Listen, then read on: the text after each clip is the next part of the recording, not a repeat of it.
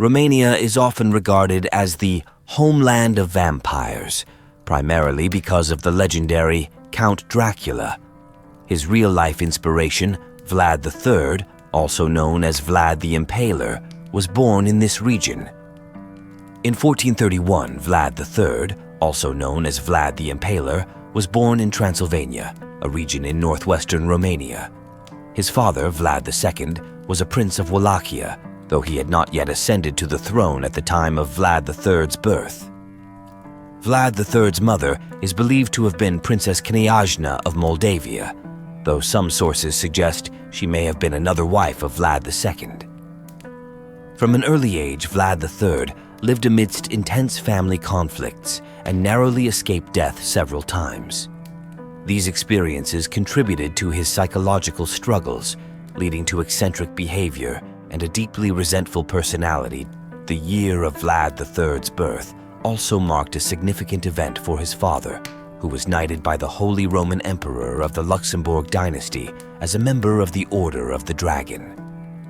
This sacred chivalric order, established within the Germanic territories of the Holy Roman Empire, was dedicated to serving the papacy and protecting Christianity.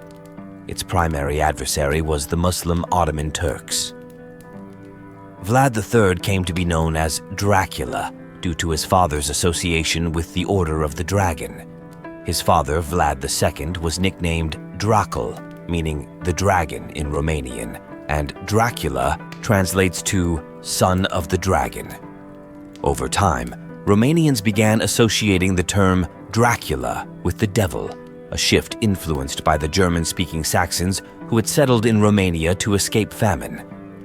These Saxons, subjected to Vlad III's notoriously harsh punishments, privately used the term in a derogatory manner to describe him. Vlad II's decision to join the Order of the Dragon was largely dictated by the political realities of the time.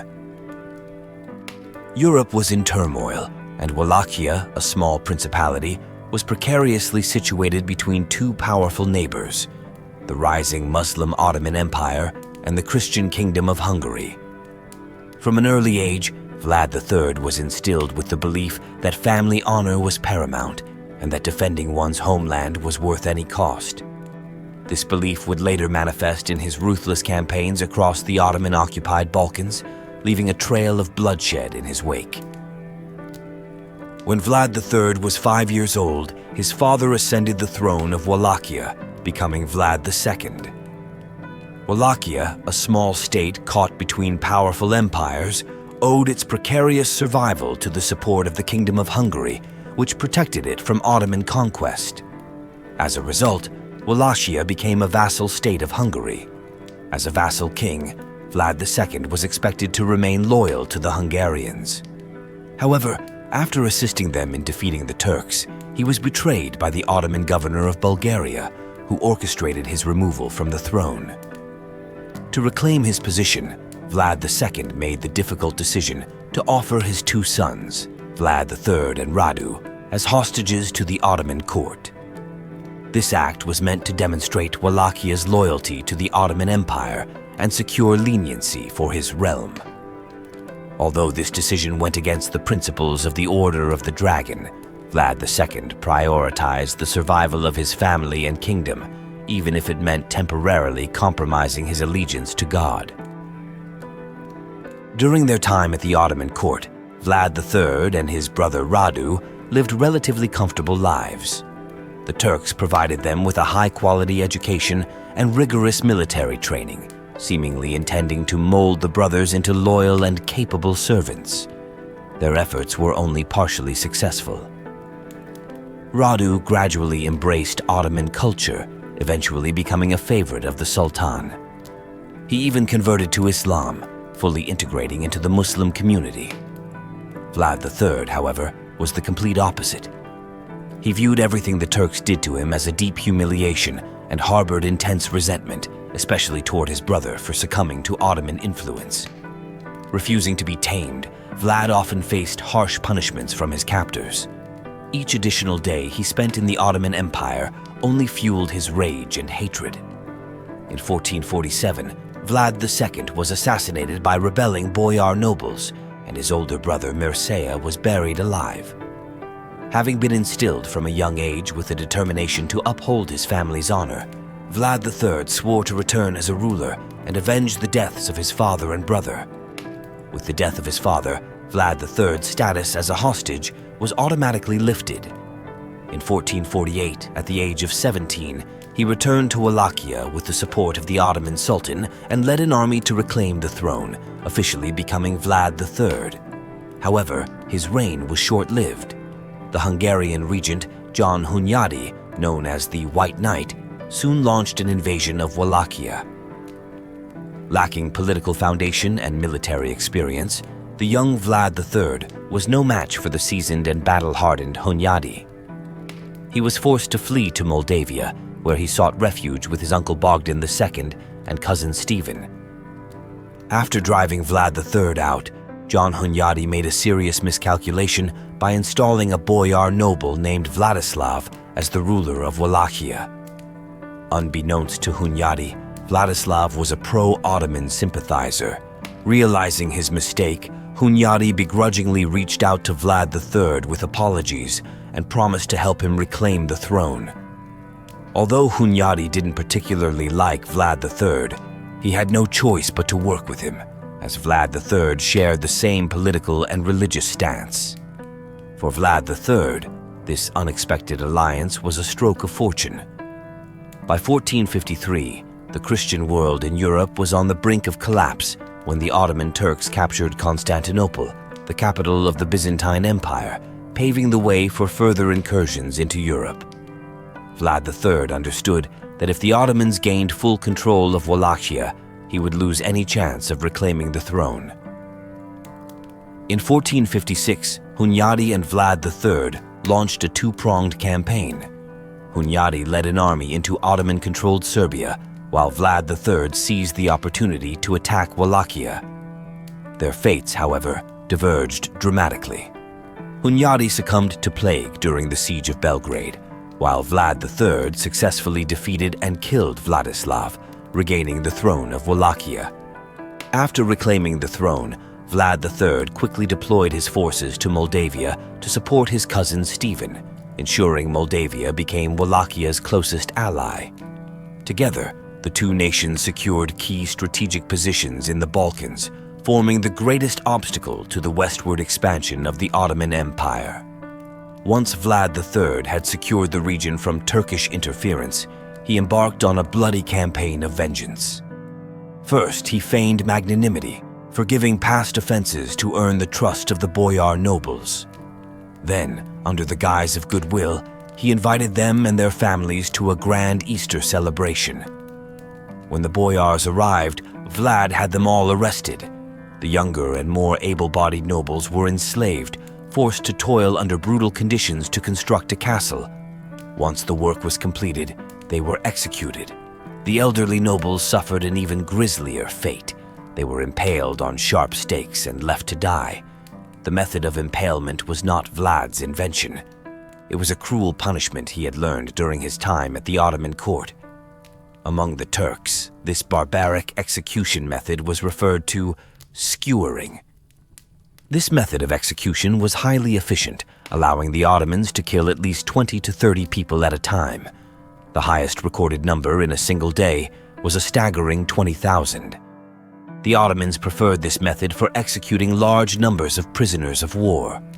They would impale the captives on sharpened wooden stakes, and instead of dying instantly, the victims would slowly be impaled, enduring a prolonged, excruciating death. The agony they experienced during this process was unimaginable. As a result, Vlad earned the nickname the Impaler, and his tyrannical reputation began to take shape. After the boyars were impaled, Vlad truly consolidated his grip on power. His next target for vengeance was the Ottoman Turks. He refused to pay tribute to the Ottoman Empire, and when the Ottomans sent emissaries to demand payment, Vlad had the messengers nailed to the ground alive. Afterwards, Vlad sent a message to Sultan Mehmed II, explaining that this was done to honor Turkish traditions, as the Ottomans customarily wore headscarves, and the nails were used to secure their headscarves. He claimed it was a sign of respect. As expected, Sultan Mehmed II led the Ottoman army toward Wallachia. However, Vlad did not choose to face them head-on. Instead, he adopted a scorched earth strategy. He lured the enemy deeper into his territory, poisoning the water sources along the way, digging canals to turn the land into swampland, and setting up various traps. He also sent groups of people suffering from diseases such as tuberculosis, syphilis, and leprosy to march toward the enemy, intending to infect them with these incurable diseases of the time. When diseases began to spread through the Ottoman army, weakening their fighting ability, Vlad ambushed them in the wilderness. He successfully wiped out the enemy and killed their commander, Hamza. Sultan Mehmed II narrowly escaped with his life. Following the battle, Vlad impaled the bodies of the fallen Ottoman soldiers. In a display of respect for the rank of Commander Hamza, his body was impaled on the highest stake. Afterward, Vlad repeatedly clashed with Sultan Mehmed II. Due to his skillful use of ambush tactics, total annihilation, and plundering, the Ottoman forces were repelled every time they attacked. Objectively speaking, Vlad did contribute to defending the Christian world. However, his actions were driven by a desire for revenge. This revenge-driven mindset pushed him to extreme lengths, causing him to lose all moral boundaries and become a fearsome, bloodthirsty demon. For example, on the battlefield in Bulgaria, he engaged in burning, killing, and plundering without mercy. He massacred not only soldiers but also civilians, regardless of age or gender. Under Vlad's sword, Bulgaria cried out in agony, the air thick with the smell of countless villages being burned to the ground. From then on, whenever the Turks heard Vlad's name, they were filled with dread. It is said that once, amidst the terrifying scene of countless dead bodies scattered around, blood flowing in pools, he still managed to hold a feast and eat with a calm demeanor, unaffected by the carnage. This led the common folk to widely spread the rumor that he was bloodthirsty, like someone constantly hungry for blood. Not only did he commit atrocities against the Turks, but he also imposed brutal torture and rule on his own people. His terrifying methods became notorious both domestically and internationally. By the 16th century, even woodcut prints in Germany recorded his infamous deeds. It was rumored that he had once sentenced an unmarried woman who was pregnant to death, then roasted her child and forced her to eat it. He impaled dishonest merchants on a sharp stake, and in some cases he even cut them in half.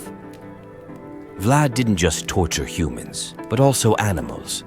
He enjoyed killing rats or birds with sharp stakes for entertainment. Although the truth of these rumors remains uncertain, Vlad's reign of terror is a historical fact. However, these stories had a practical effect.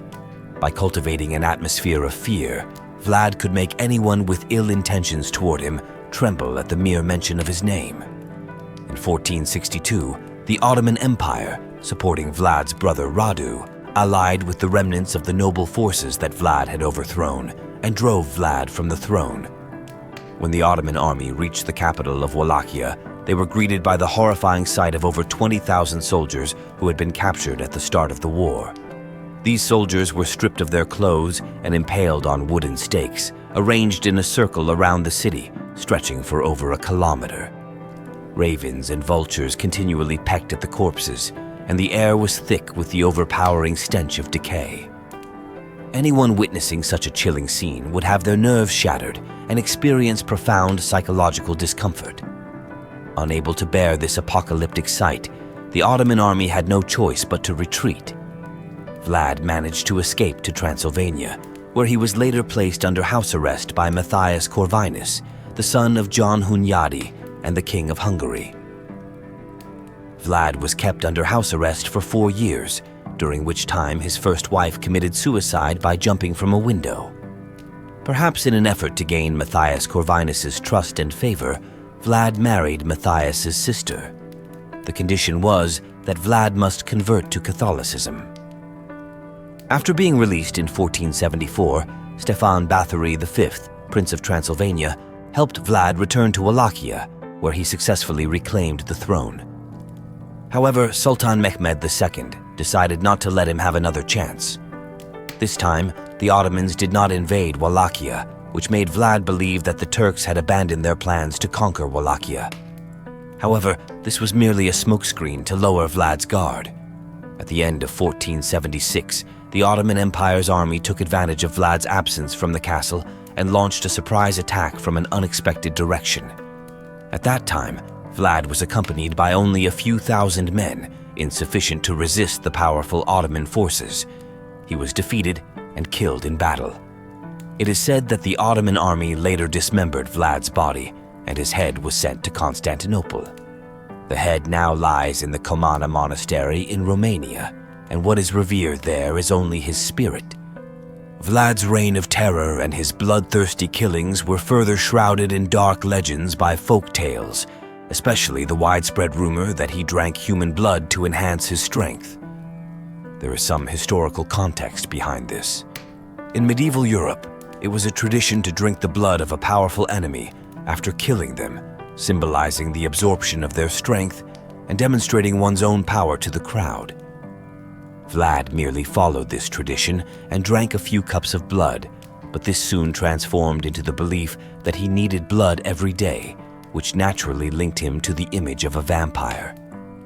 Long ago, vampires were seen as decaying corpses, more like animals than humans. It wasn't until the appearance of Count Dracula that the traditional image of the vampire was completely changed. In 1897, Irish writer Bram Stoker wrote the novel Dracula, in which Count Dracula is portrayed as a bloodthirsty vampire who preys on young women. This portrayal merged the vampire myth, a long-standing European folktale, with the historical figure of Count Dracula.